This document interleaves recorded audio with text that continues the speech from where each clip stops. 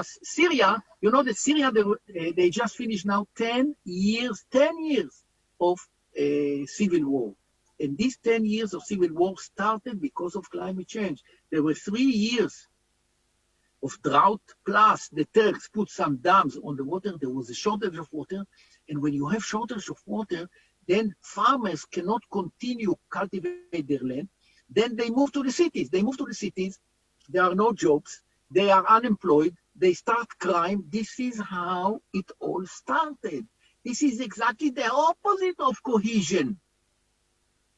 And here, there are estimates or projections that in the year 2030, there will be civil war, maybe civil wars in Africa because of climate change. Now, in Israel, you should know, I don't know if you know, that we already reuse 90% of our water. You flush the water in the toilet and the water goes to agriculture. 90% of the water. Can you imagine? We are number one in the world. Here it's written 87%, but in fact it's 90%. Second one is Spain with 17%. Here, Europe, 5%. But if we do it in Israel, we can do it also in Kenya for 90% of the water. And this is how we water our agriculture. And in fact, in some of the places, you can water only with a reused water. For example, cotton. Here, this is the dripping system. So not only that we reuse water, we also give the plants exactly the amount they need. In the desert, can you imagine? This is in the desert. You look at this. This is cherry tomatoes in the desert, and grapes, lemon with no seeds. Everything is in the desert. By the way, the governor of Turkana, Nanok, is also alumni. He came and he saw it. There, I will tell you about it. Here, oranges in the desert. If we do it here, we can do it in Marsabit. And look at the desert. Desert, no soil. But when you bring water, when you reuse water, then there is no problem. And this is in March 2020, last year. We had a group from Kenya that came to Galilee. This was together with the World Bank. And the topic was water management.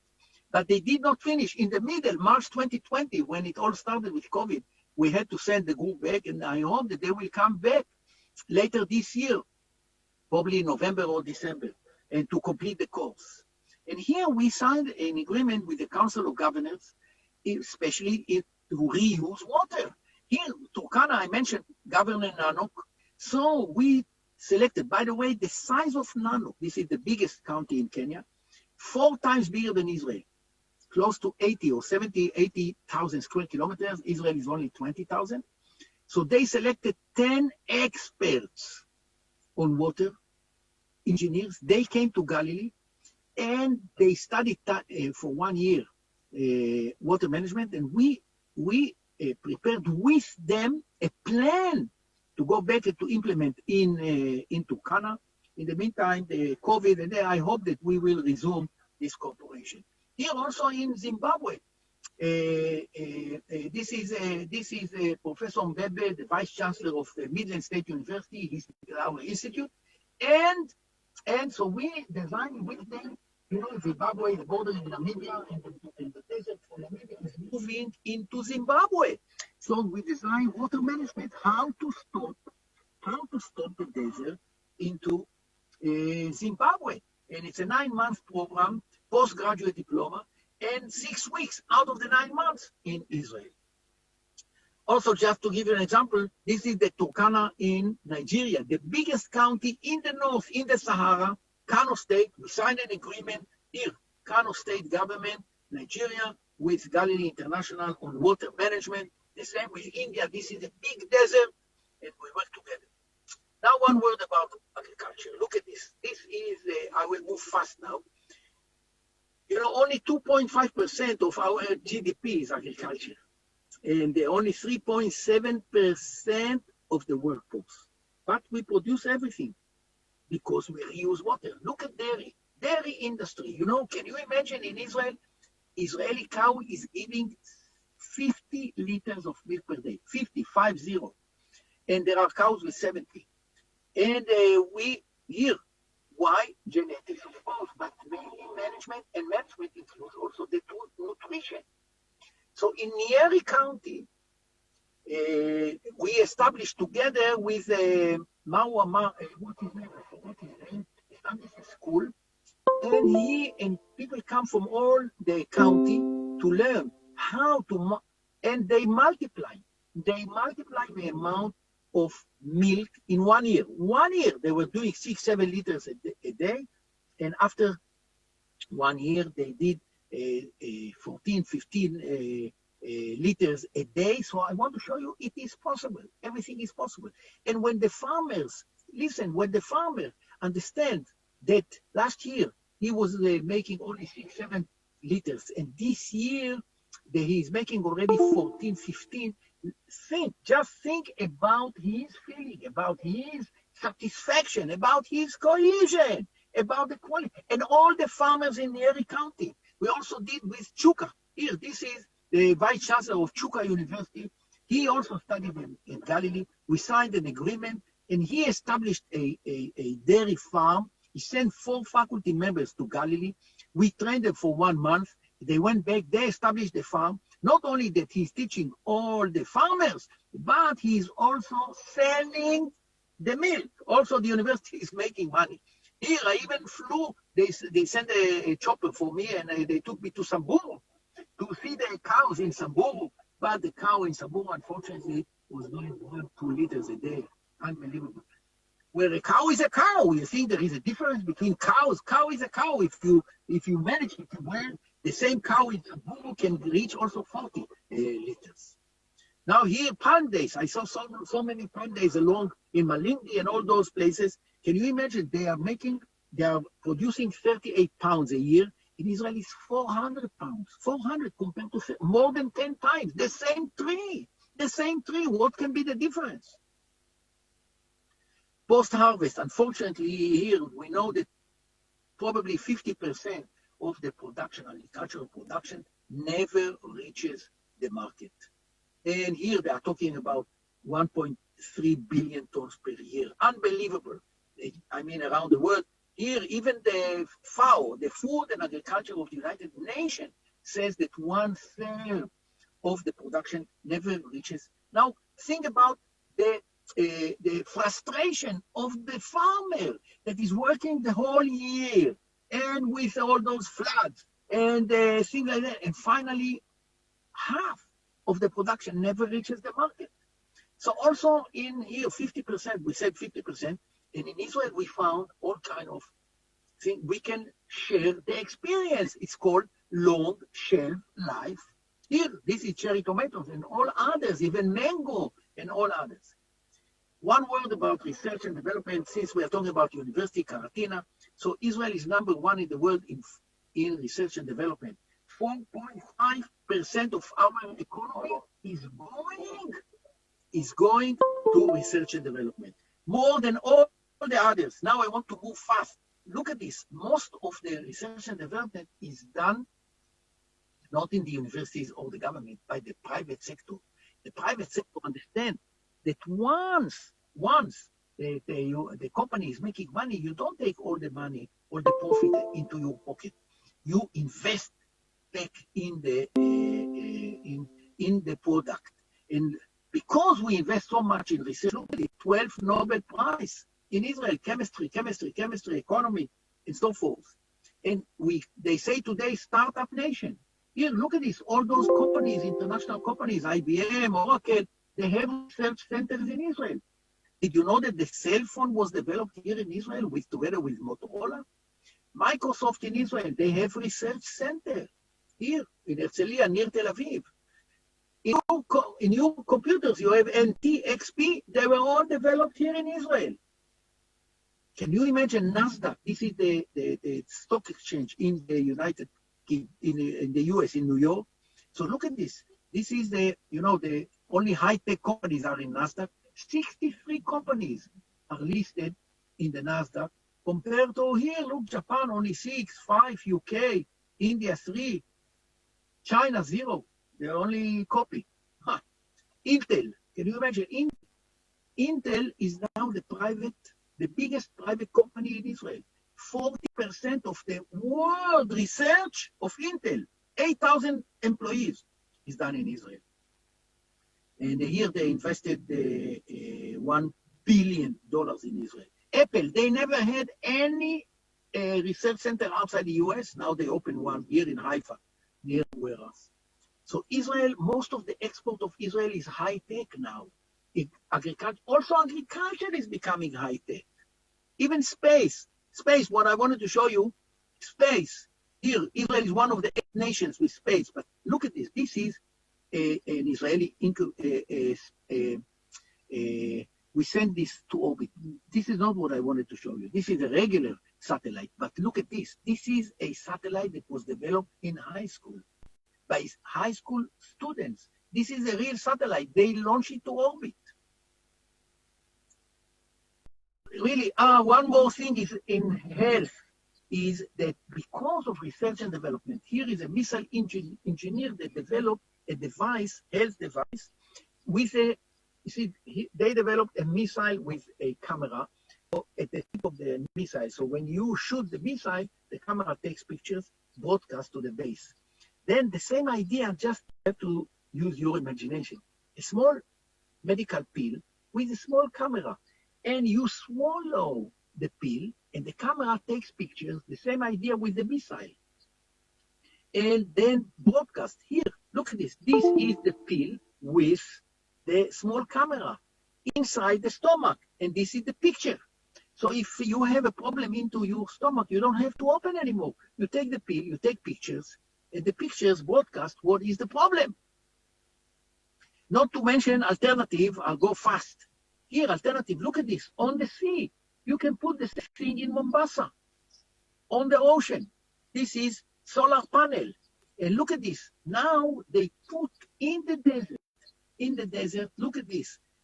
Here, thousands of mirrors. You see, thousands of mirrors that rotate with the sun.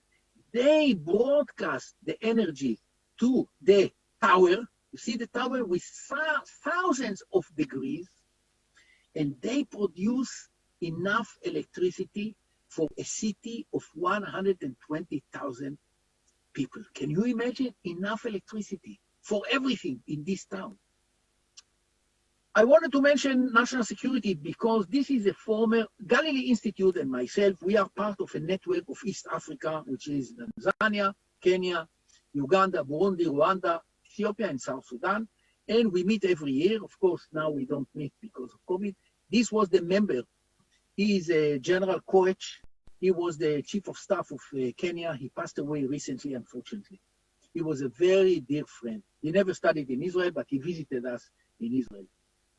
Here we met in Karen. We are talking about peace. And that's what I told you, that we initiated the peace agreement between Ethiopia and Eritrea because the Minister of Defense of Eritrea, Ephraim Sephat, is alumni of Galilee. And also the Minister of Defense of Ethiopia was also alumni of Galilee. So this is how we came this idea.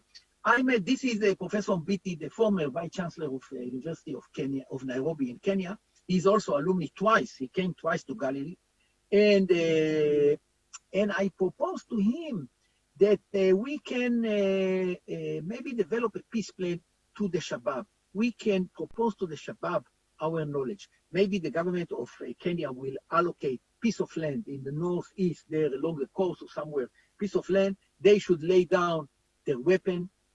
And we are willing to contribute our know-how to develop the most advanced agriculture as a model, as a range, here we meet again. This is the president of Ethiopia who came to study after he resigned, and then he asked me, and I came to Ethiopia. I presented. This is the former prime minister of Ethiopia, presented my peace plan.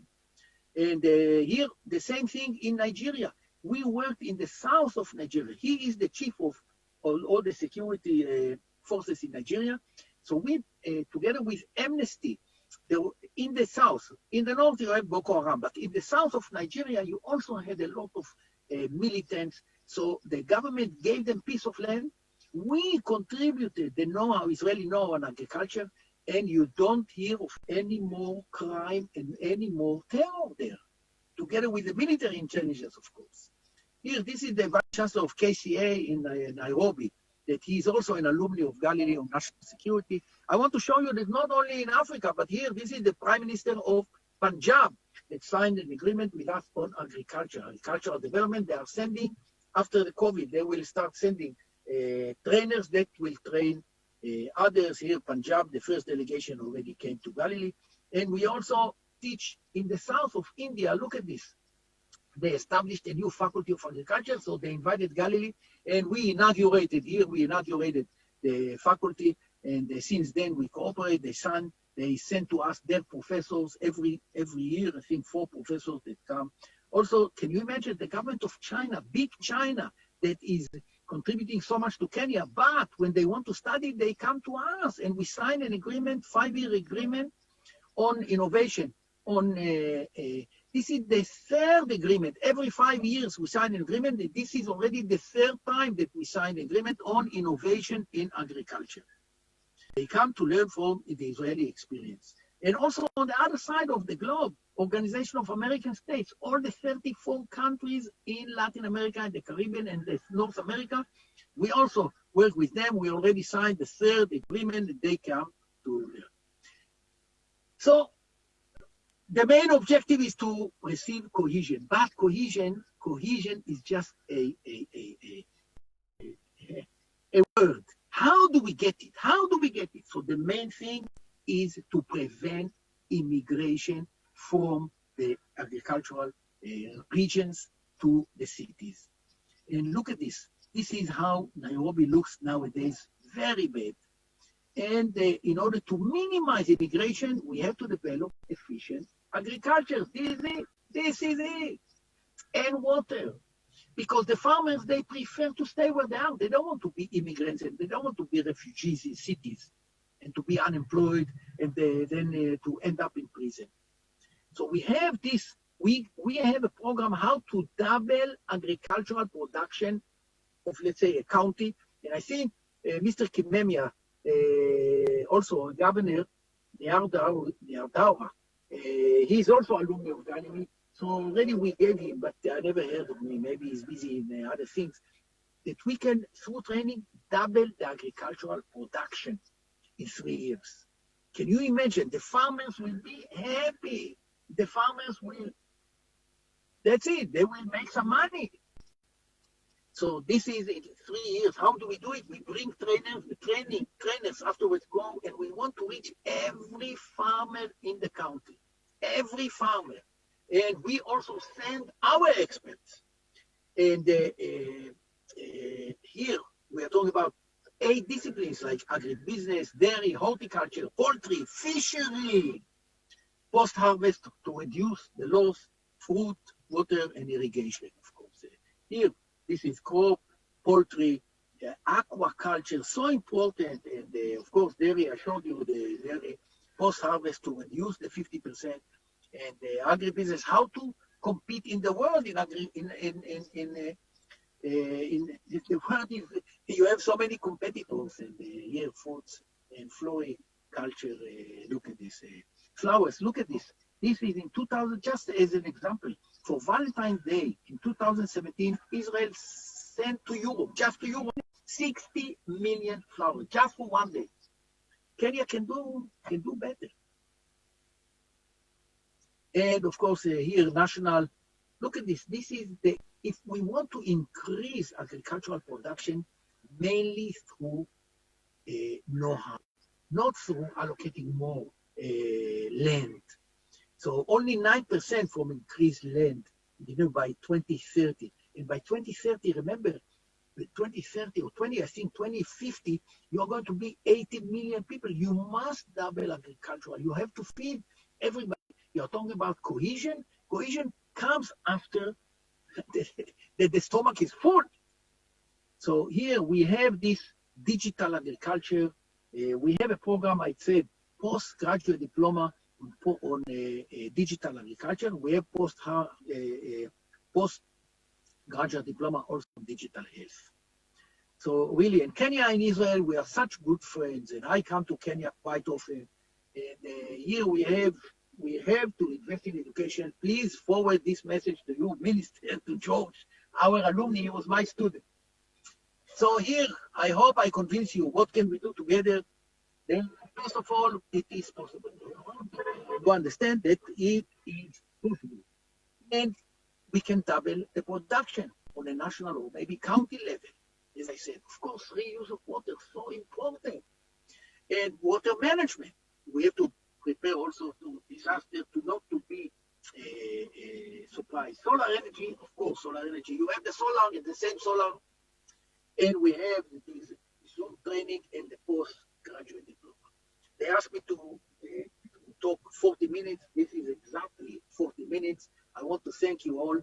And if you have any questions, you can send me a chat or just send by email to Galilee Institute and I will reply. I want to thank you very much. I cannot stay.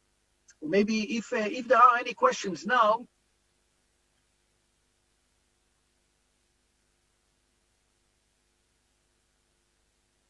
please unmute yourself. I don't hear anything. Oh, yeah. Thank you, Professor.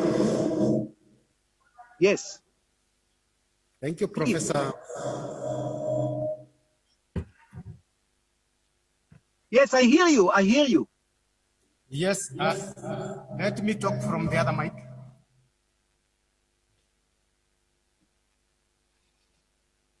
Thank you, Professor Chevel. Thank you for that very stimulating presentation. Indeed, you have demonstrated how economic development or economic empowerment can promote cohesion and integration. You have actually shown how education, and you have illustrated it using your institution, how how education can bring about cohesion and integration.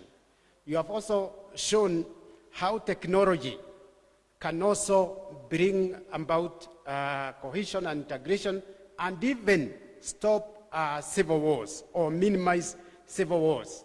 And you have also shown how agricultural productivity can reduce the migration to urban areas, and that promotes cohesion and integration.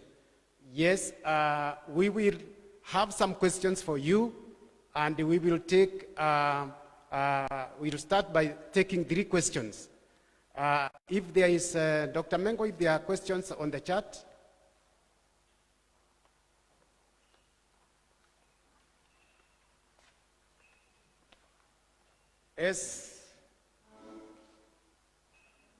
As we wait, okay. We will take questions from the floor. But let's start with this one first. Professor,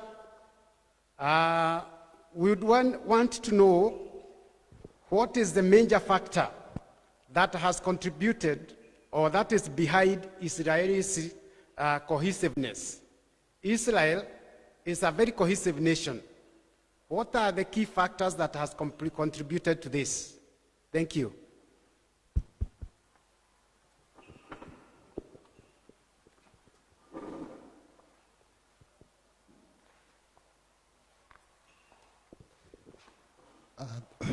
Thank you very much.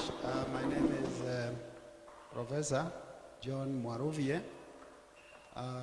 Thank you very much, Prof, for your stimulating presentation on how economic empowerment can promote cohesiveness and integration. My question is, yes? Can you hear us now, Prof? Can you hear the question? Are you hearing me?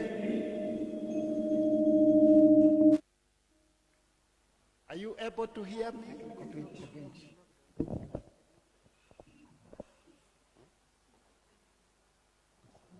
Hello? Are you hearing me, Prof?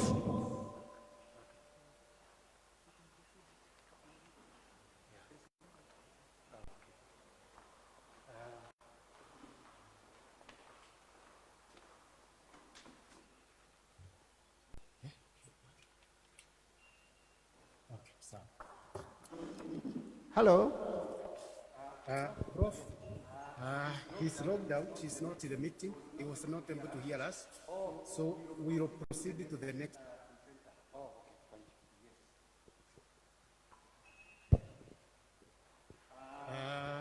Yes.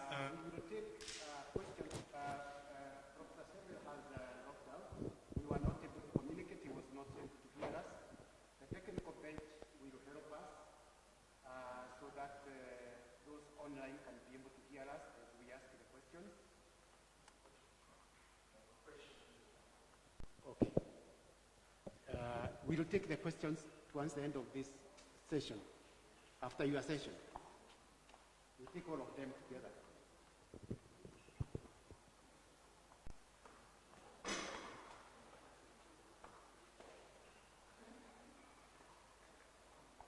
So at this juncture, we want to present the next presenter, and the next presenter is our dear friend, and I can with confidence say Cory at some level.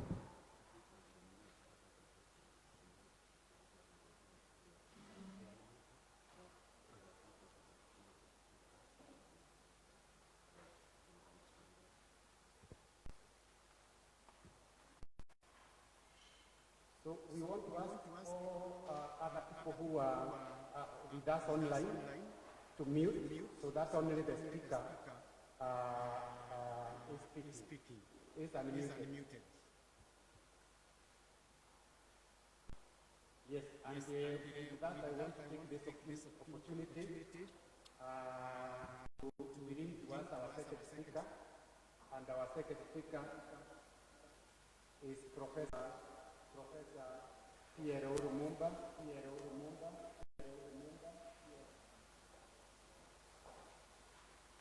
Yeah. Okay. Can I go ahead?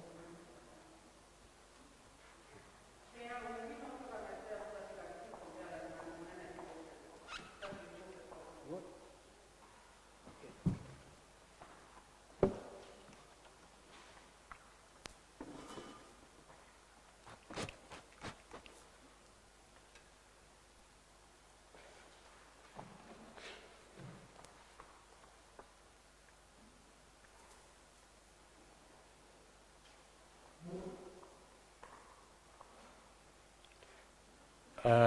Yes, thank you very much, everybody, for being patient.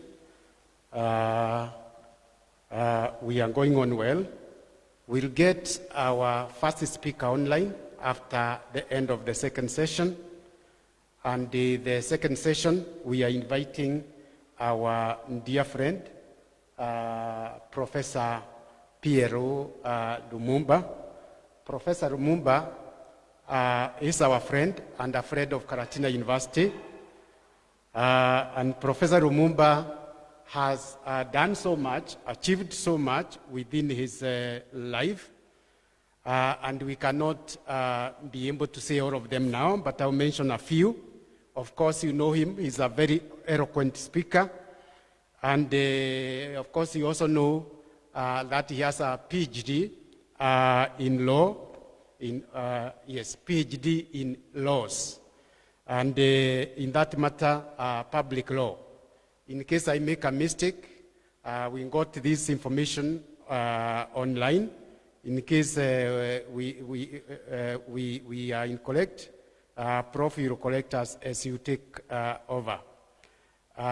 Yes, Professor Lumumba has a PhD from the university, from Ghent University, Belgium. He's also a holder of a honorary degree from the Cape Coast in Ghana.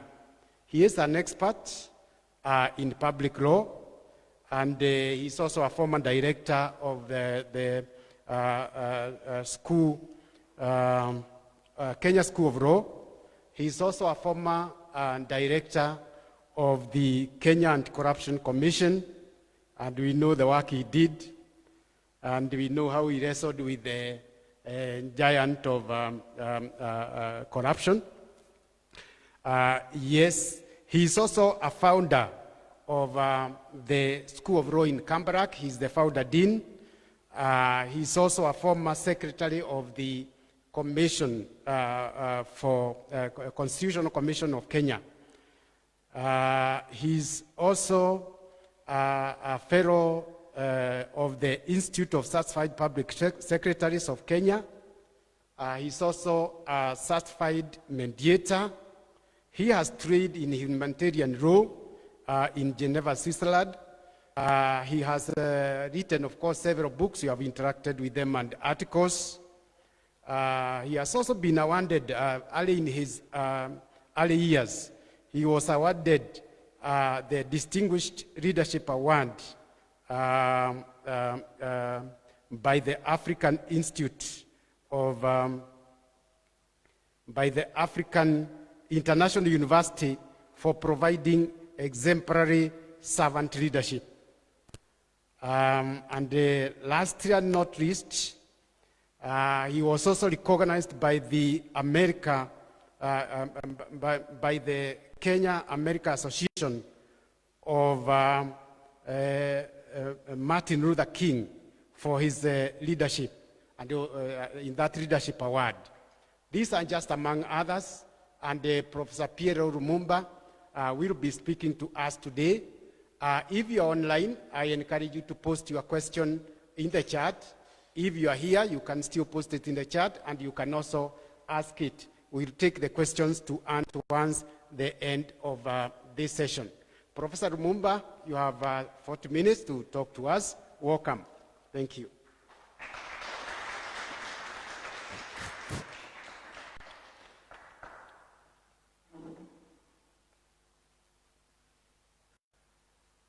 Thank you very much. First of all, let me congratulate the university for organizing this conference.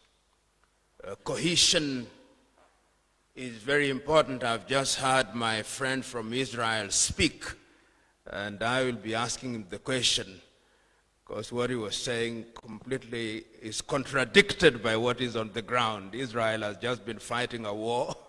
It's a mono-ethnic, and there is no cohesion in Israel.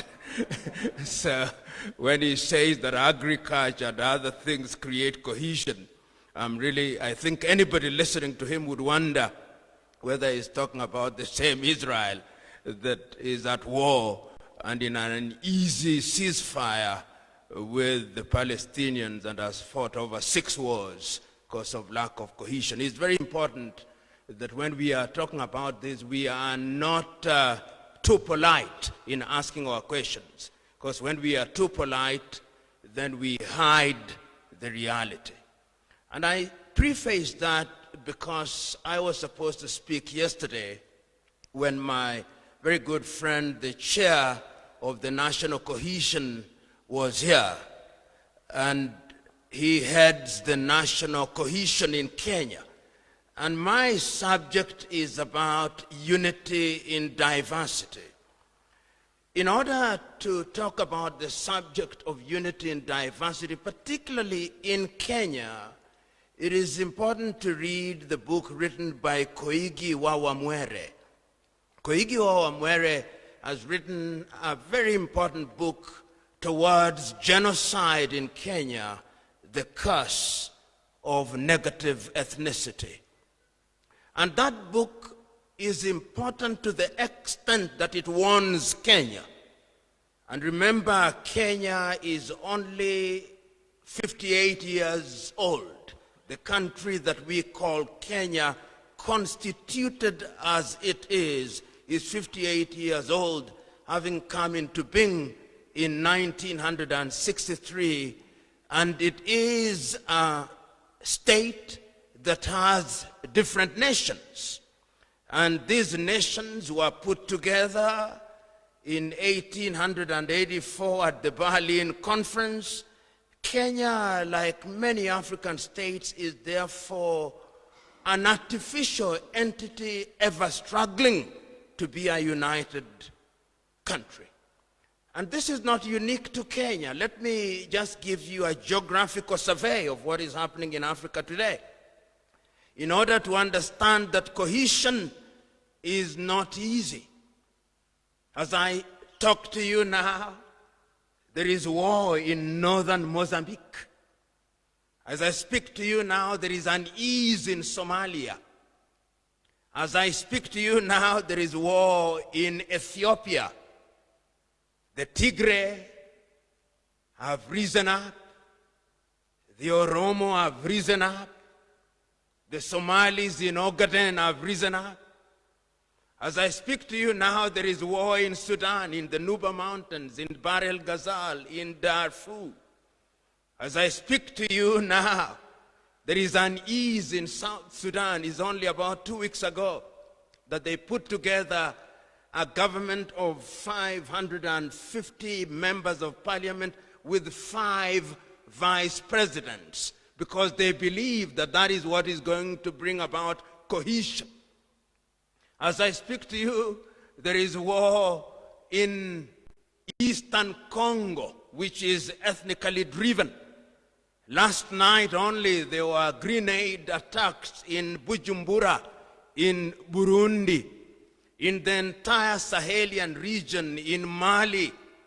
2 days ago, there was a coup d'etat in Mauritania, in Chad, in Burkina Faso, in Cameroon. That is Africa for you. So when we talk about cohesion, we ought to be very careful. In this country, we have had clashes. In 1992, they were referred to as political clashes. In 1997, we had similar clashes. In the year 2007, we had clashes, and indeed, it is through the effort of the international community that Kenya did not degenerate into civil war. And when indeed Kofi Annan and Grandsa Machel were here, they said that there are 4 things that Kenya ought to have done. One, of course, was to immediately ensure that there was ceasefire at that time. We lost over 1,500 people there, and there are people who are still displaced. We then said that we needed a new constitution, and we had the Constitution of Kenya 2010 under President Kibaki, but it had started a little earlier, and I was very intimately involved in it in the year 2001. Then we said that we would deal with the question of land, truth, justice, and reconciliation, which have never been implemented. You remember that both the current president of the Republic of Kenya and the deputy president were indicted in the International Criminal Court. That is how close this country has come to breaking apart. In the year 2017, you will remember there was a dispute about the elections, and you will remember that at that time, there was a threat, complete with maps, to divide Kenya into 2, so that some individuals from the western part could control that part, and President Kenyatta and others would control. This is how serious the question of cohesion has been in this country. And my fear sometimes is that we don't take it very seriously as a country, particularly the political class. And this is what Koigi talks about in his book. That as a country, we are engaged in pretense. But that pretense threatens the very being of the country. The creation of the Commission of National Cohesion is in itself indicative of the fact that we are a thoroughly divided society. And you only have to listen to the political leaders. In fact, it's wrong to call them leaders. They are misleaders. They don't lead anybody anywhere. They just misguide the nation. You've got to listen to them. Don't listen to them when they are in podia such as this. Listen to them at funerals when they are speaking their mother tongue. Listen to them when they are in their local vernacular radio stations, what they say. Listen to them even in matters that ought to be national. Recently, we had the interviews for those who are to be appointed as the Chief Justice of the Republic of Kenya and a member of the Supreme Court. And the entire enterprise was an ethnic enterprise, complete with the chair of the Judicial Service Commission asking every candidate, where do you come from? In other words, she was trying to determine their ethnicity. And yet we are looking for the Chief Justice of the Republic of Kenya. When as a lawyer I appear before a judge, do I care whether the judge is Kamba, Kikuyu, man or woman? I simply want an individual who has read the law and will determine the case on the basis of the law and the facts. But we ask, one of the candidates who was then appointed as a member of the Supreme Court told the very assembly on that day of the interview, Kenya is terribly tribal. Even this tribe, you know, is tribal. That is the nation that we are talking about. That is the nation where even in the creation of universities, including this one, is informed by ethnicity. And even when you want to choose a vice chancellor here, the people here will want somebody from here, and when that somebody is not from here, they grumble. I want you to look at the universities across the country, the public universities, all of them, almost all of them. If you don't get a vice chancellor from that area, the people, the politicians say, this is our university. Can you believe it? That is the country that we are talking about. And I can give examples of in the University of Eldoret, Masinde Muliro University, where vice chancellors have been threatened because they did not come from that area. In Kisii University, that is what we are talking about. When you hire Kenyans, you are told they do not come from that area. Yet you have the thing called national cohesion and integration.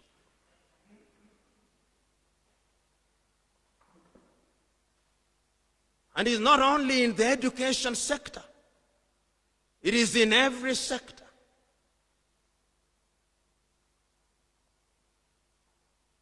In health sector, in the security sector, in appointment of government officials.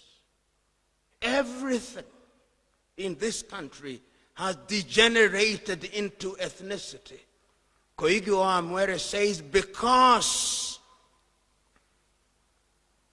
the political misleaders have convinced their people and hypnotized them like the python does, that our being and survival demands that the other ethnicities are not taken care of, so that it is in this conflict that they thrive.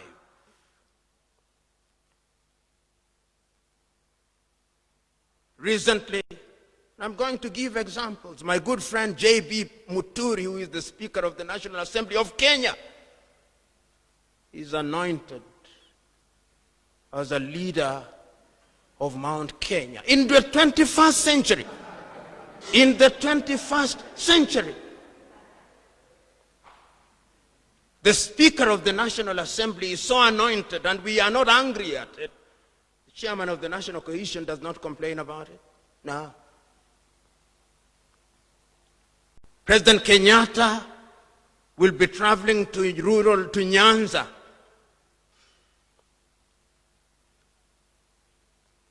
And the culmination of the celebration of 58 years will be in Nyanza, in Kisumu.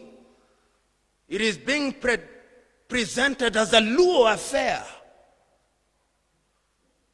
It is a Luo affair, not a national affair. Yet Nyanza has couriers, has Kisis, has Maragolis, has Subas, has all these ethnicities, yet a national event is being projected as a Luo affair. You only have to read the social media to see what is happening, because that is the reality. And yet when we come to podia such as this, we pretend.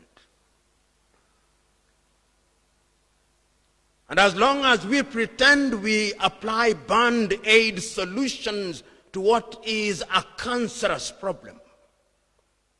You know, a year ago, a young man who is my mentee, a young man who is a doctor, was employed as the head of the medical service in Siaya County, which is my aboriginal county apart from Nairobi.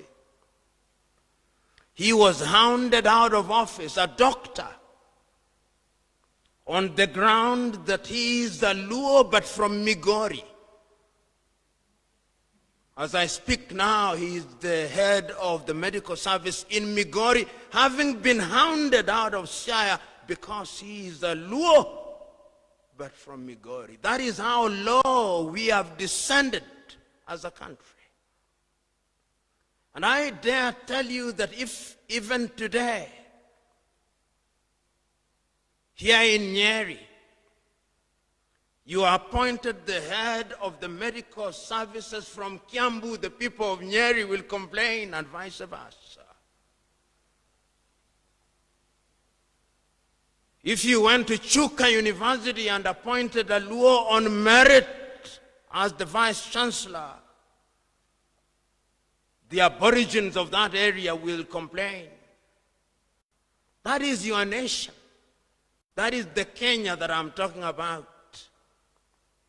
And I'm suggesting to us that unless we change, there will be an hour of reckoning, because our cup of iniquity is getting full by the day.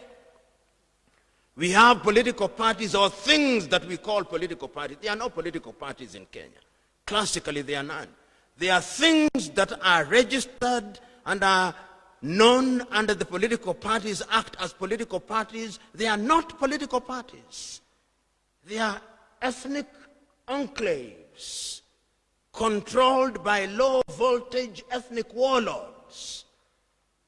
So that if you look at any political party, it will be associated with the Luhya, with the Bukusu, with the Kamba, with the Kikuyu, and you cannot run a country like that.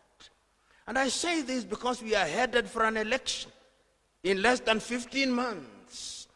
And I can tell you when the elections will be held in the month of August, in different areas of this republic, there will be people who will be leaving their places of abode in fear of backlash. There will be Luos leaving Rift Valley to go to Nyanza until the elections are over. There will be Kikuyus leaving Luoland to come into Central Province because until the elections are over. Students of different ethnic groups in universities which are not in the Aboriginal home will be leaving their universities until the elections are over, and we know that there will be no backlash. Those are the levels to which we have descended as a country, which lends and gives legitimacy to my subject, unity in diversity, the Kenyan case. Is it a possibility? It is a possibility. And we must work at it. You know, I'm very familiar with Tanzania. Tanzania has 136 ethnicities, tribes we call them, 136 plus. Kenya has about 46. If you asked a Tanzanian, what was the ethnic background of Mwalimu Julius Nyerere, they do not know. I've seen an abstract where somebody is going to talk about Tanzania. They do not know and they do not care. If you ask them what was the ethnic background of Ali Hassan Mwinyi, their second president, they do not know and they do not care. You ask them what was the ethnic background of Benjamin William Mkapa, their third president, they do not know and they do not care. You ask them your fourth president, Jakaya Mrisho Kikwete, what was his ethnic background? They do not know and they do not care. You ask them, what was the ethnic origin of the late fifth president, John Joseph Pombe Magufuli? They do not know and they do not care. You ask them, what is the ethnic origin of Mama Samia Suluhu Hassan, who is the current president? They do not know and they do not care. Come to my Kenya. Come to my Kenya. We know that it was Jomo Kenyatta. We knew and we cared. It was Daniel Arap Moi. We knew and we cared. We know it was Kibaki. We knew and we cared. We know it was Uhuru Muigai Kenyatta and we care. And we are now telling us that the presidency should now be the preserve of some other tribes, not the Kikuyu. Complete nonsense. Complete nonsense. If Kenyans are electing a leader, why should a person be stopped on the basis of their ethnicity if he or she has something to offer the country? And yet you hear people arguing about it, saying that that is what should happen in order to create national cohesion. You know, at one time I said in 1992, now that we have chosen to make absurdity the thing that drives us, why shouldn't we just ask each tribe? Each tribe, I said at one time, and I'm saying this in jest, let us then ask each tribe to select one to be their president. Once they have been selected, then they come to Nairobi and they constitute a presidency. And every 2 weeks, one of them becomes the chairman of the presidency. So that it becomes that nonsensical. I mean, it is so nonsensical that when you listen people saying that that is what is going to bring cohesion. President Kenyatta is the president of the Republic of Kenya. He comes from this part of the region. I've driven in one of the worst roads I've ever driven in the last few years. Here in Karatina. So it is not a question of where your president comes. If you are a professor, it is not because of somebody from your tribe. How can it be that when we are looking for a driver, we want a good driver? When we are looking for a doctor, we want a good doctor. When we are looking for a lawyer, we want a good lawyer. When we are looking for a professor, we want a good professor. And when we want somebody to run our country, so we Kenyans, and this is true even amongst us in the academy. In fact, I dare say that some of the worst culprits are those who have had the advantage of going to school. Because they are the very same who think that when somebody is from their tribe, then they'll be appointed as a minister or appointed as a cabinet secretary or something. The men and women on the ground are not bothered. They simply want to survive on a daily basis. So I want to suggest to us that if we truly want to engage in national cohesion, we must change the discourse that we are engaged in. And I was talking about Tanzania. How was that achieved in Tanzania? Leadership. Leadership is at the very heart of it. Mwalimu Julius Kambarage Nyerere made a conscious decision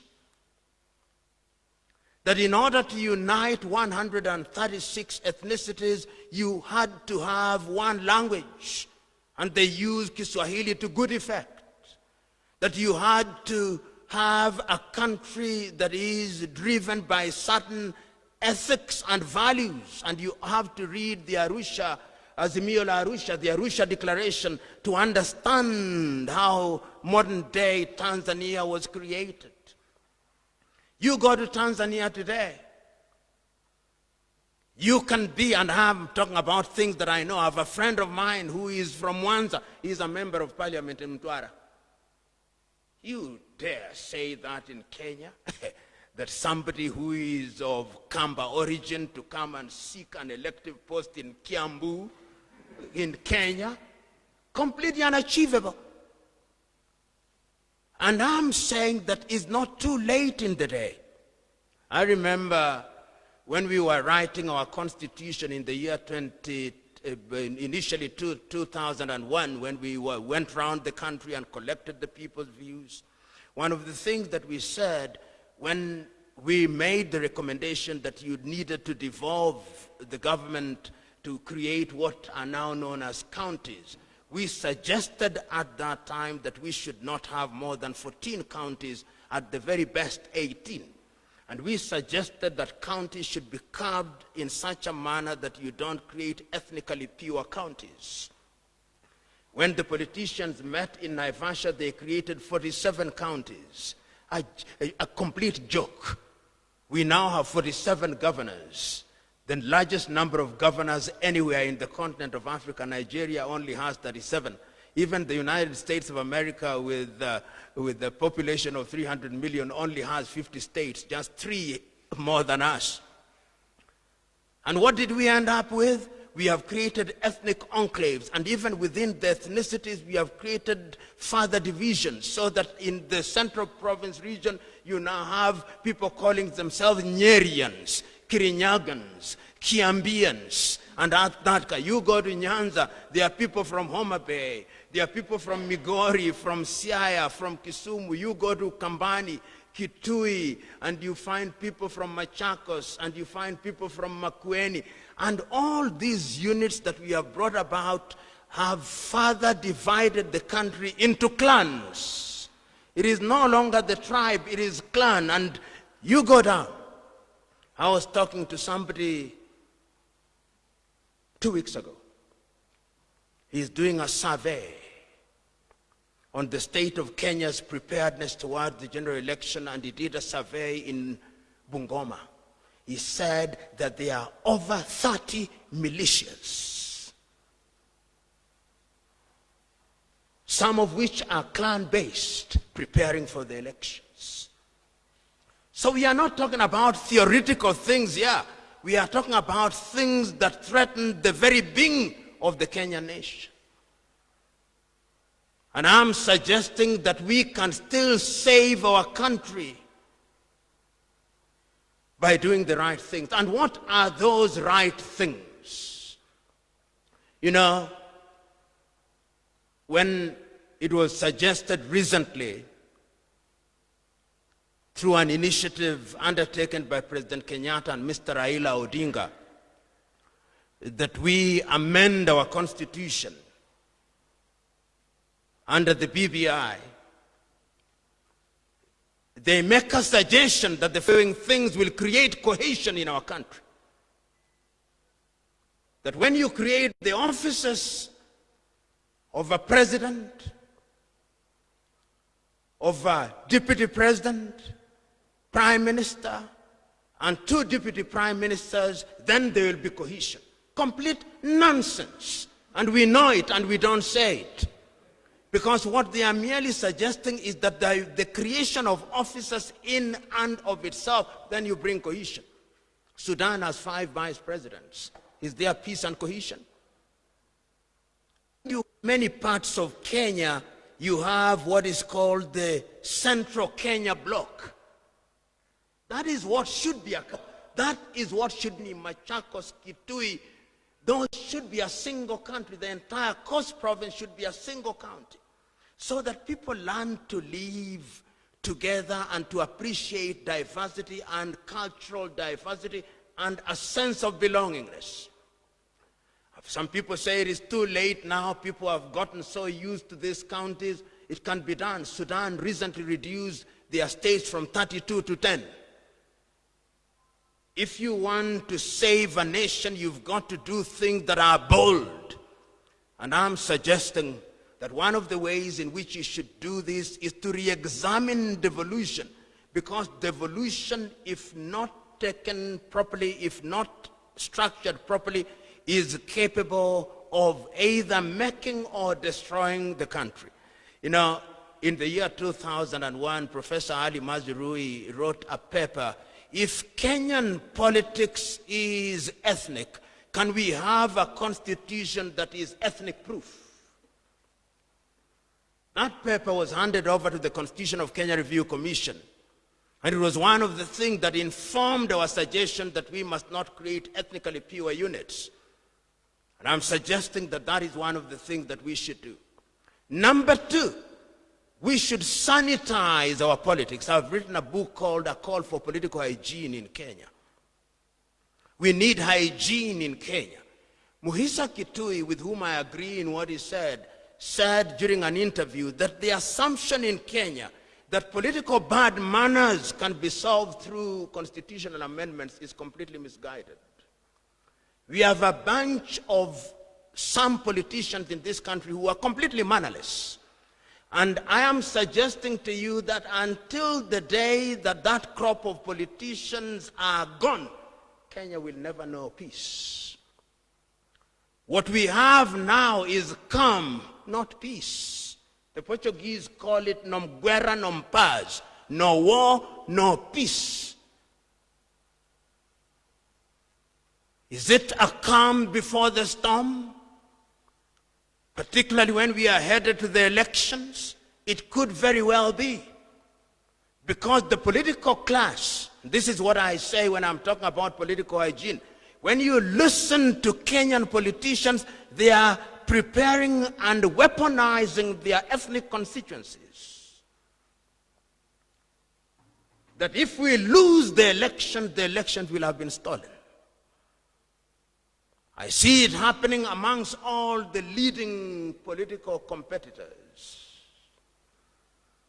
And one of the ways in which we have now demonstrated in Kenya, one of the ways of getting into government without winning an election is to weaponize your constituency. Once you've weaponized your constituency, then you get into government.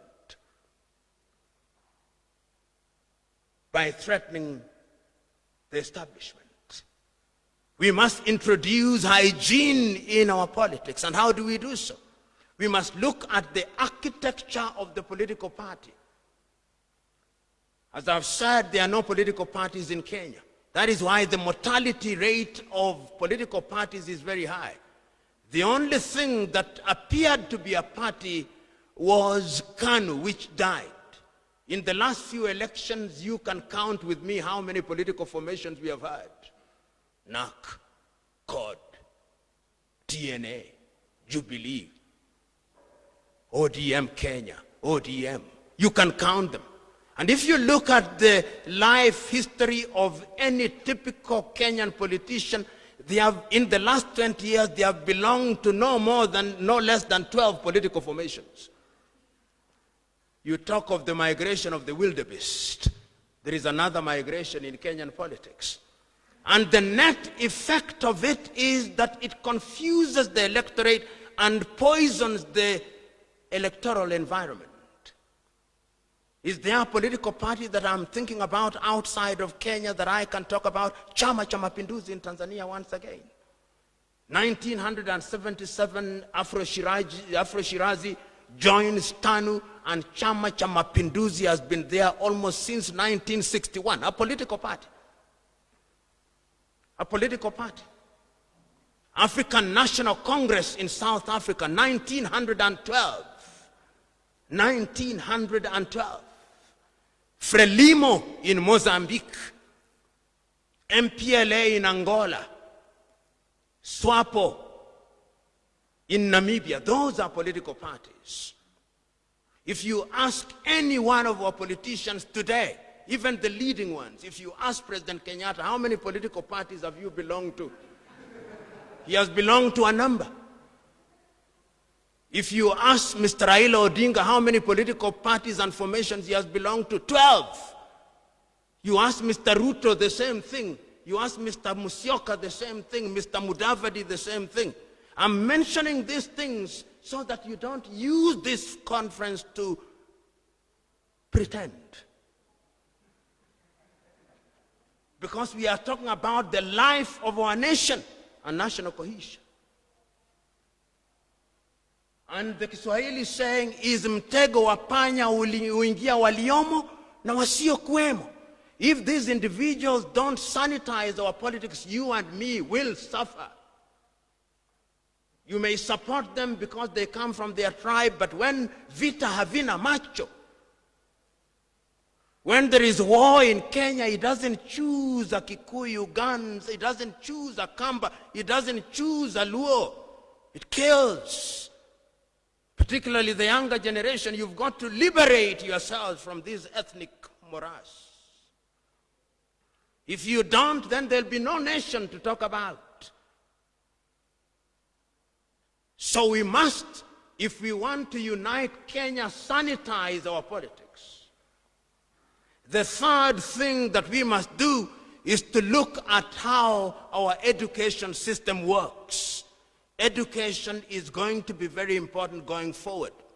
You know, in Kenya today, it is possible, and I've said this at a different forum, it is today possible to have a young individual who went to a school, a primary school in the neighborhood here in Karatina. Then they go to a high school here in Karatina. After they have gone to Karatina, then they come to Karatina University. Then they graduate, then they work in Nyeri County. That individual is a danger to Kenya because his worldview is so narrow, he thinks the whole world is Karatina. No exposure. And it's possible to have somebody in Nyanza to do the same thing, in Machakos to do the same thing. You go to Machakos primary school, you go to Machakos high school, then you go to Machakos University, then you are employed by the county government in Machakos. Then you think that everybody is from Machakos. And when you talk about the world means Machakos. In Europe today, and those of you who are academics know, under the Erasmus program in Europe, if you are a student from Denmark, you must spend some time out of Denmark. You must do a semester in Spain, in Portugal. And this is what we must do. I'm suggesting that something must be done in our education sector because our generation is lost. Those of you, somebody is going to talk about cohesion and Joseph in the Bible. I don't know what he's going to talk about. But he's going to talk about something which is biblical. But remember that even if you allow me that biblical analogy, when the Israelites were removed from Egypt, God ensured that none of them got to the promised land. Why? They were out of Egypt, but Egypt was still in them. It is only 5 people, I think, and the sister there will correct me. It is only 5. I think it is Joshua, Gideon, and who? Out of that group that left Egypt that got into the promised land. The rest died in the desert over 40 years. There is a generation here who you should not rely on if you want to make Kenya great.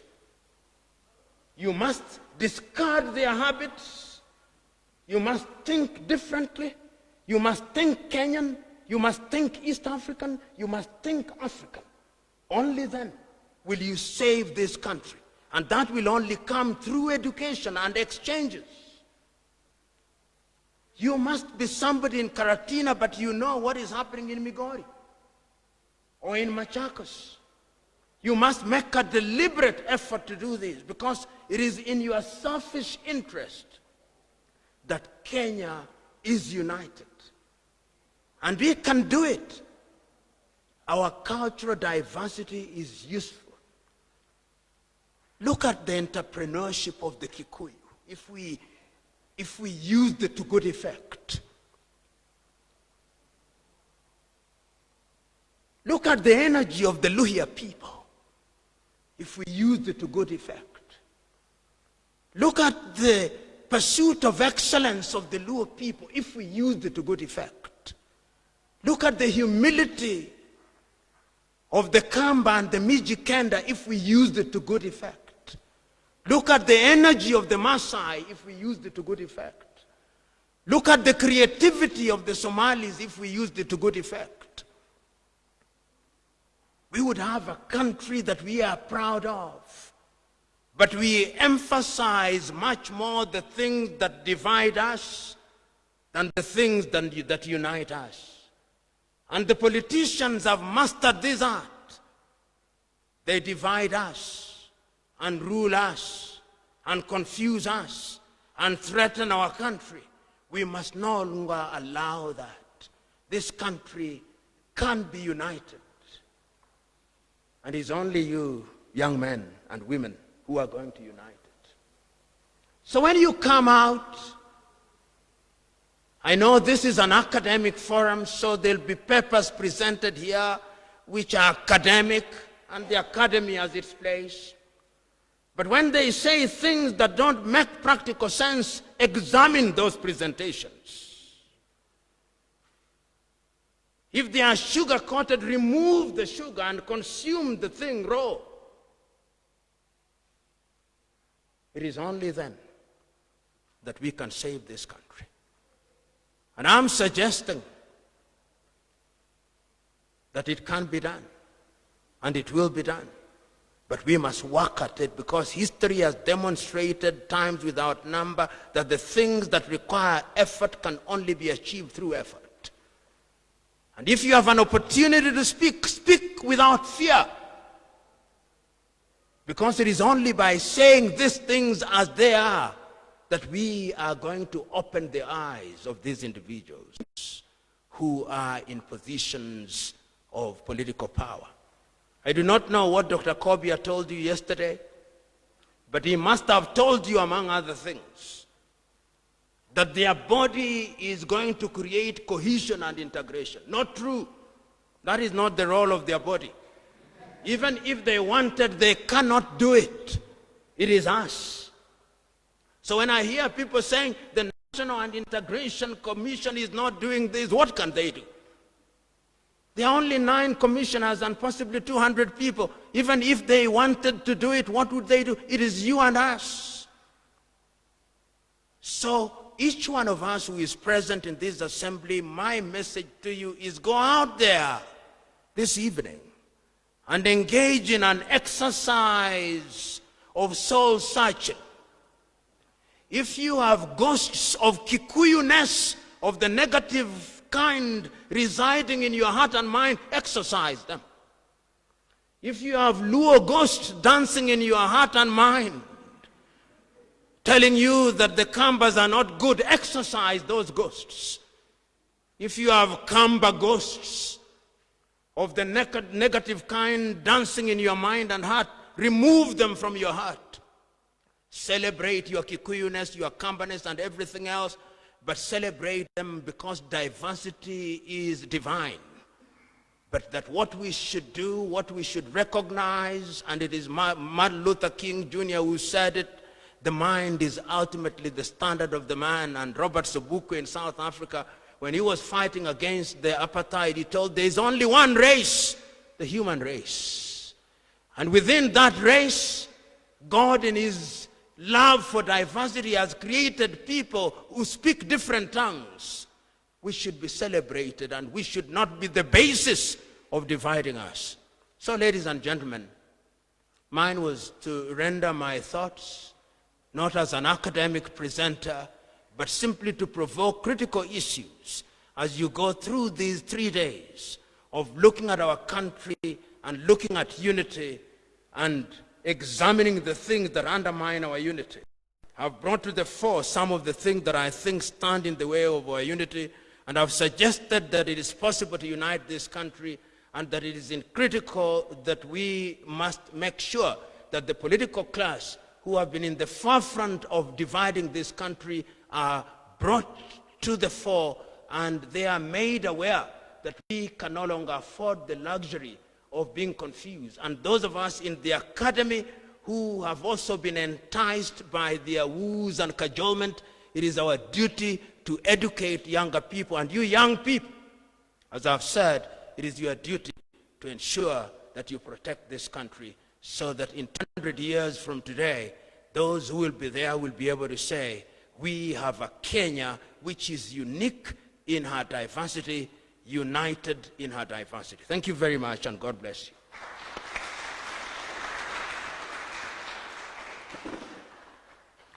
Thank you very much, Professor Piero Lumumba.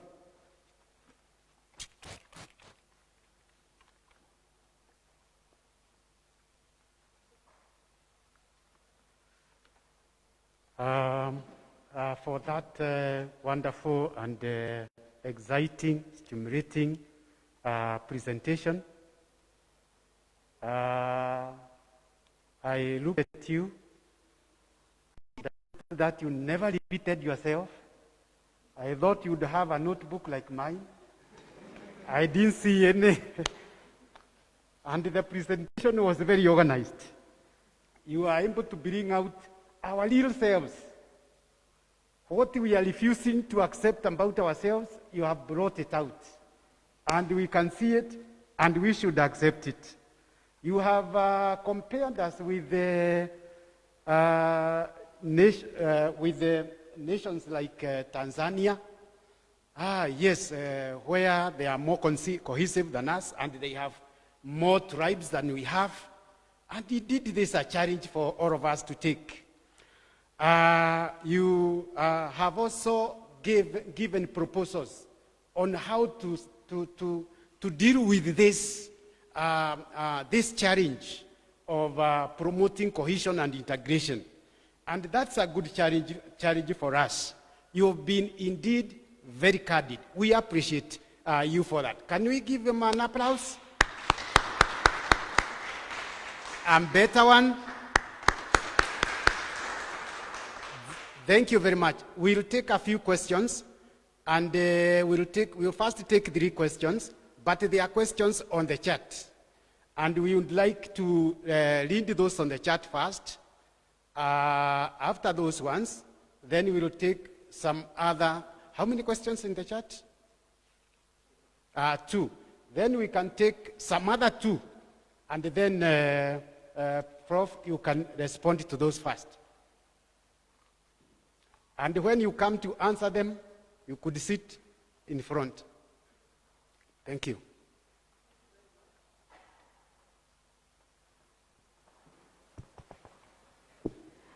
The first question on the chat is from Asigem Maitsi. He's asking the professor to expound on why national cohesion and integration strategies are failing in the Kenyan context. Why are national cohesion and integration strategies failing in the Kenyan context? Secondly, what role can civil societies play on the same subject? Thank you. Yes, we can take some other 2 questions. Just a minute, sorry, just a minute. There's another question also online from Jared Motanya. He's asking, how then can we create a culture of political, sociable environment with the goal of having a unified Kenya? Thank you. Thank you for those 3 questions. And thank you for those of you who are online and have posted your questions on the chat. I believe we'll continue doing that even after this. Yeah, some other 2 questions, please. Where is the hand? Yes, the gentleman in the, yeah, that one. Good morning. Morning. My question is, I agree with Prof that in Kenya, political socialization is an issue. But I can remember President Daniel Moi once said that Kanu will lead 100 years. Currently, you can see President Kenyatta, Raila Odinga, and Deputy President William Ruto, they are all disciples of Kanu. How is it now going to be? Because even 2022, we can even perceive and presume that maybe the leader who will be will come from Kanu, but with a different vehicle to presidency. Thank you. This side, is there a question? Okay, one question at the back, then Professor Mwaruvye, and we'll ask Prof to answer those ones first. Thank you so much. My one question to Prof, he has pointed out that the leaders we have are actually misleading us, are not leading us to realize cohesion. Now, my question is, who then is to lead us, and who should the citizens follow to realize cohesion? Thank you. Thank you. Professor Mwaruvye, the last question.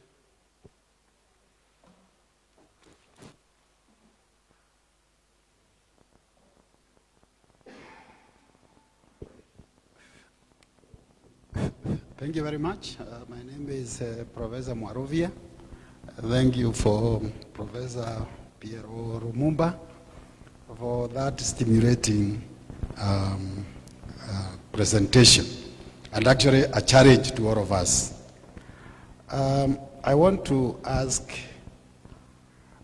issues to do with national cohesion and integration, and in relation also to our legal framework that we use in this country.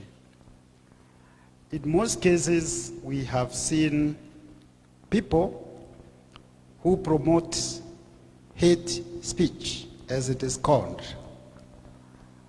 They are taken to court, and of course those with hate speeches are also very rich, or they have the resources. They end up enlisting the services of the best legal minds to represent them, and therefore the hate end up being sanitized and it becomes innocent. Is it that we have not been able to utilize adequately the existing laws that we have in this country to solve the challenges that are posed by this topic that we are discussing? That is one. Two is the last one, very brief. It has been suggested that if we hope to correct the wrongs that we have, either of corruption, of lack of this, we should have benevolent dictator who will be able to help us to come up with a more cohesive society. I think those two, I wouldn't mind you responding to.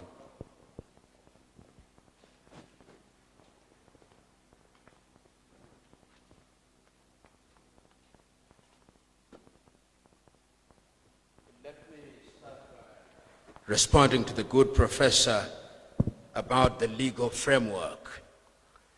You will remember in 1971,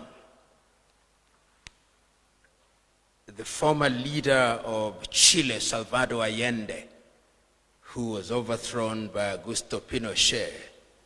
And this is what he said, that the problem with Chile is the assumption that laws in and of themselves will solve our problems. And this was the clincher, that in Chile there are all the laws that we need except one law, the law that says we follow the other laws. And he was speaking tongue-in-cheek by saying that you've got to have a culture. If you look at laws, and allow me this latitude, if you go to Nairobi, you find people with mikokoteni. You know, there are city council bylaws that say that animal-drawn and hand-drawn carts should never be in the central business district. We have laws, but we don't follow. We have border now, which are passenger carrying. They have no insurance. Yet we know that when you drive a car, you must have a third-party insurance. There is a law that does not allow, this is not allowed for them to carry more than one passenger. They carry even 5, and the policeman is there looking. You go to Rwanda, all of them have helmets. Every passenger has a helmet. In other words, I'm saying a legal framework is a good thing, but the country must have a culture of obeying laws. We don't have such a culture in this country. And in this country, it would appear when you have money and good social connections, you can get away almost with anything, at best a slap in the wrist. Recently, the governor of Mombasa was found to have been in contempt of court and fined 250,000 shillings. A joke. Pocket change. I'm sure he could even have sent one of his workers to pay 250. You go to other countries. When that happens, you are punished so visibly that the rest will see that this is what will happen to me. We don't have that culture. And that is why, therefore, when you talk about national cohesion, and we have seen many individuals saying terrible things about different ethnicities. I talked at the very beginning about listening to people at funerals. I'm sure you attend some of them. You listen to some of the things that the politicians say in their mother tongue about other ethnicities. It is terrible. It is terrible. And nothing happens. So until the day that we'll have that culture, and that culture can be brought about by leadership. I remember when President Kibaki was elected as the President of the Republic of Kenya, people were so angry with corruption that they would arrest policemen. Then it disappeared. There was a time when John Njoroge Mishuki said that everybody should wear seatbelts in matatus. Do you wear seatbelts in matatus? A culture cannot be created by the episodic action of an individual.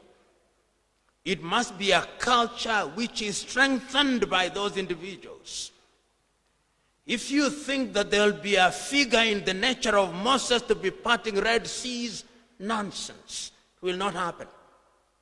We must have a culture of doing the right thing. And that is what we don't have in this country. That is what, if you talked about benevolent dictators, you go to Rwanda now.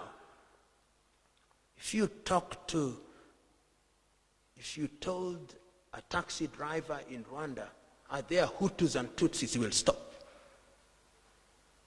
There is no such talk. We are Rwandese. Of course, the genocide informs that. You see, the streets are clean. The leadership has brought in a culture of performance.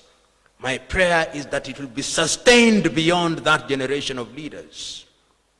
Because sustenance is the most important thing. Culture. Those of you who are in academic leadership here, and I read the core values of the university, nation grade. Kenya,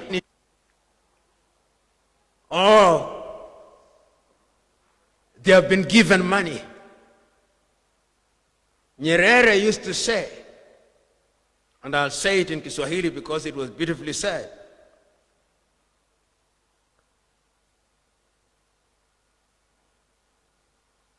mtu akiwa amefilisika na ana sera, atauza vitu viwili, dini na kabila. Kama ana sera, when somebody has no policy position, he sells two things, religion and tribe. And that is the problem. And that is why you get the leaders that you deserve. If you vote on the basis of people's ethnic extraction, then you get such leaders. And that is what Kenyans do on a daily basis, every election cycle. So the quality of followership is also a problem, not only in Kenya, in very many African countries. Remember, when I started, I took you around Africa and saw the conflicts that are taking place. Why? Not that conflict is the preserve of Africa, but that was the state of Africa because the African voter does not use the right criteria to vote individuals. Even in universities now, I'm told that even at universities here in Karatina, maybe here not in Karatina, but you have an association called Kirinyaga Students Association, Luo Students Association. Why? Why should you have such in an academic institution? I want to hear Engineering Student Association, Agriculture Students Association, Commerce Student Association. Not Luo, not Kamba, not Embu. Those ones you can form out there. This is an academic institution. When you go to the University of Dar es Salaam, Sokoine University, you will never, ever hear Sukuma Students Association. You'll never hear Nyamwezi Students Association, Wahaya Students Association, Law Students Association. Because it starts here, and confirm to me that you don't have such associations in Karatina University. And if you have them, I know they have them at Moi University, at University of Nairobi, Kenyatta University, because even at university, student leaders also now pay money and are voted on the basis of ethnicity. So followership. So whom shall you follow? Follow men and women who will speak the truth as it is. Nyerere used to say at one time, and he was a great man, ukiona mtu anataka sana kwenda ikulu, mkwepe kama ukoma. Kwani ikulu ina biashara gani mkwaisa? Kuna biashara gani ikulu mtu anataka kuua na kuua watu kwa sababu ya kwenda ikulu?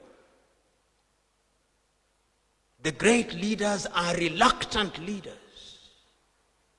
Many of you here are Christians. Look at the leaders whom God chose. They were reluctant. Moses says, send somebody else, I cannot speak. That is whom God chooses. But unfortunately, we as a people are incapable of seeing such. I one time tried to be a member of parliament just to tell you how the electorate behaves. I formed my own political party in this country. I misguided myself that you can form a political party on the basis of ideals. Chama cha Uzalendo was the name of the party. And I offered myself for election at Kamukunji.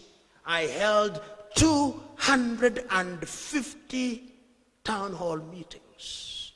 I had 1.5 million shillings donated by my two friends. I spent only 500 and returned the rest. The person who won the election never campaigned on a single day. He had imported voters from all over. I spoke about, I had something called Sauti ya Kamukunji, said the things that I would want to do. And one person during a conference said something that was defining. He said, sisi hatutaki sera, tunataka pesa. Kanu, you talked about, and I've answered the question about political leadership. I do not care about political. What I want are men and women who love this country. And there is no shortage of them. Today, unfortunately, many good men and women can't get into politics because politics requires too much money. And they don't have thugs who are going to support their enterprise. So, for the next 10 years, you are going to get the leaders that you deserve. Civil society. Unfortunately, the civil society in this country has become weaker and weaker. In the 1990s, the civil society was quite strong, and partly the problem with the civil society as it was then defined. Civil society must be understood in its broad sense. But as it is understood in Kenya in its very narrow sense, it depended too much on donor funding. And when the donor funding dried up, then that also ensured that the beneficiaries died or became comatose. The other thing that happened with the civil society in this country is that they have also become ethnic. They have also been captured by the political class, and therefore their impact is reduced. The last question is strategies for national cohesion. You know, one of the things that I've discovered is that most things actually fall or rise on leadership. If you have leaders who do what they say, leaders who are fearless in every sphere, the country can change in a week. And I've seen that happen in Africa. I saw it here during Kibaki's first term. The mere assumption that that administration wanted to do things differently energized the population. It is only when the administration relaxed that things changed. I saw that in Tanzania with President John Joseph Pombe Magufuli. I'm seeing that in Tanzania with Mama Samia Suluhu Hassan. You know, I'm imagining to myself if what happened in Tanzania would have happened in Kenya, God forbid. How would we have handled it? We would first have said, you can't have a president who is a Muslim and a prime minister who is a Muslim, because Salim Majaliwa is a Muslim. You will say you can't have a president who is from Zanzibar and the president of Zanzibar is also from Zanzibar. So say Kikuyus must have it, Luos must have it, Kalenjin must have it, and people would have been throwing stones here and there, God forbid. Strategies for national integration is having institutions that are designed to work. My good friend Dr. Kobia, whom I respect and who has worked internationally in dispute resolution, must have told you how frustrated he is on a daily basis. You are given an organization but no funding.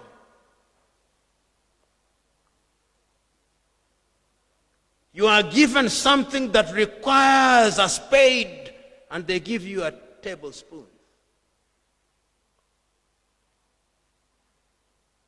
You ask for a budget for 100 million shillings, you are given 5 million shillings. You can't achieve. If we believe in doing things, you've got to have strategies that are meant to work, and they must be resourced. Number two, you've got to integrate and ensure that all sectors of the country are involved. Look at the religious sector. That's why I said I'd never blame cohesion and integration. All of us must be involved. You can't have a single body charged. It is merely presiding. Where is the religious sector? I want to see them active in that regard. I want to see the Muslim ulamas. I want to see the Christians. I want to see the other African traditional religions. Everybody must be involved in this enterprise. And we must be consistent in the things that we say. So at a strategic level, a good legal framework is good. Having institutions involved in a strategic way to mean that they address the critical areas that is education is going to be important. Ensuring that schools are involved and students are involved at a very early level. Ensuring that you do things that are designed to emphasize unity rather than emphasize disunity. And all those things are things that we know. Nigeria, as I conclude, and Kenya are very interesting. Nigeria has something called the federal character. When you are employing people, you've got to look at the federal character. We call it the face of the nation in Kenya. And yet they are the ones that are doing very badly in this regard. Why? because we don't implement what we have in legislation. Implementation is the only thing that will ensure that the things that we want to do are actually achieved. And I'm suggesting that after this conference, for example, it is important that the findings of this conference are circulated to all members of parliament, are circulated to all governors, and that you have an opportunity to present this to the President of the Republic and all political parties. It is only then that these things will become valuable. Otherwise, these conferences will only have an academic value without more. Yet we need action on the ground. Thank you very much. I hope I've shared my thoughts with you on the issues you've raised. Thank you very much.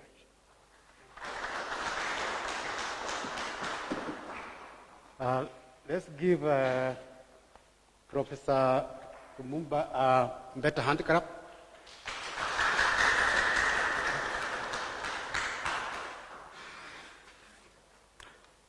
Thank you, thank you, thank you. We don't have words to say thank you. We appreciate you, Prof, and we would wish that you are with us. We would wish that you regularly come and talk to us, including our students. You are answering of the questions and a lot of wisdom. We have learned a lot from you. Thank you, thank you, thank you. Can we give him another hand of applause? Yes. From this point, we would want to take a break to go for tea. But before we go for tea, there are two groups waiting for us there. I think we can give one of them a few minutes, 3 minutes to perform. Then afterwards we will see where to slot the others. Or we could give two of them 3 minutes each, and then 8 minutes, and then we go for tea. Because they are also contributing to answer our objectives of this conference. It's about culture, it's about cohesion, it's about integration. So with that, I want to invite the group which is ready. Dr. Gishohi, which group is ready? Teto? Gatito, okay. Yeah, Gatito group, please come. You have only 3 minutes to perform, and we appreciate you. Karibu. Then Gatito group will be followed by the Machakos group. Machakos group should be ready.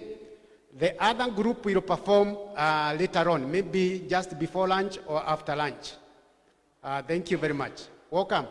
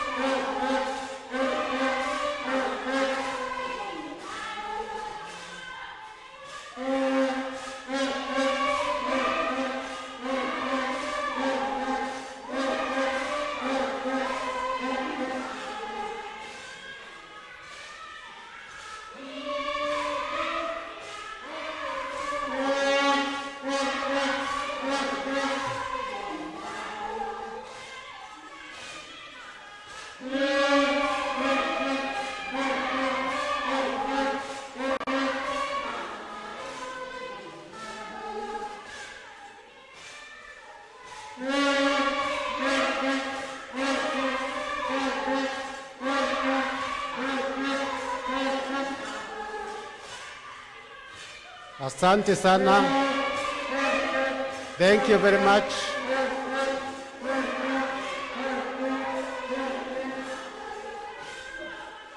We can give them an applause.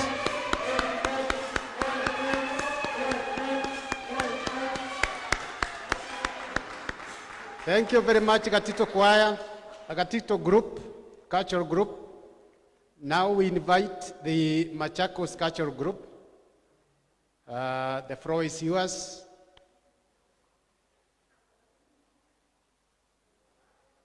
Are you there? Watu ya Machakos, mko na dakika 4, mkuje come and perform.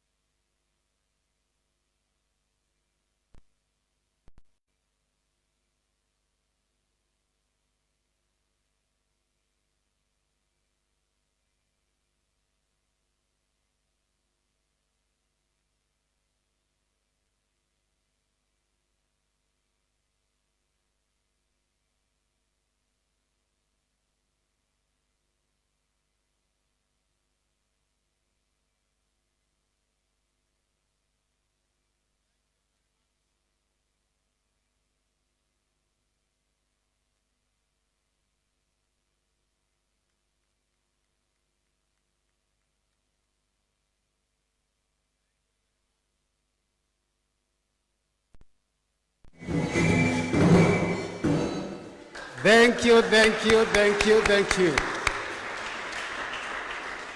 That was a very wonderful performance from the Machakos team. Even the Gatito team did very well. We appreciate our cultural teams. And we appreciate our cultural diversity. I think we are running, some of us who are not from that region, but we are very close to that region, we are learning a lot. And we are becoming Kenyans. I want now to give you a tea break. You are scheduled to have 30 minutes break. We are going to agree. I'm only giving you 15 minutes. If it is not enough, kindly advise me not to give you any break for tea. All right. That is an indication that the break is enough. So now it's 11:21. We resume at 11:36. At 11:36, the director from Amaya Triangle will make the presentation. We will give you 10 minutes for presentation, and then we will reserve a few minutes for question. And that goes to every other presenter so that we can be able to manage our time. Kindly understand, organize your presentation. During the tea break DVC, you can talk with the PRO. And I think we can reach an understanding where he can also come and start a school of law. He has to be the founder dean. Thank you.